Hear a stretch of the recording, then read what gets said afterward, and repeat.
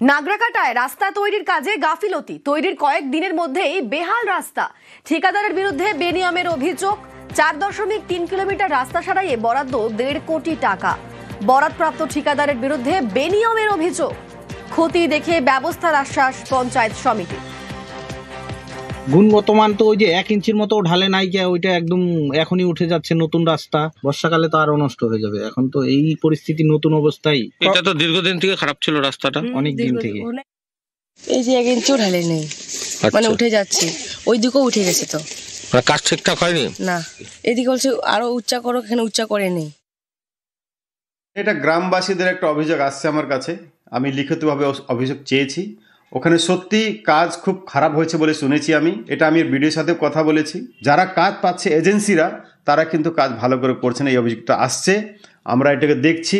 Already আমি আমার ব্লকের বিডিওর সাথে কথা বলেছি। যদি আমরা সেরকম কিছু ঢিলা ঢালা পাই, কিন্তু ওদের এগেনস্টে আমরা কিন্তু অ্যাকশন নেব।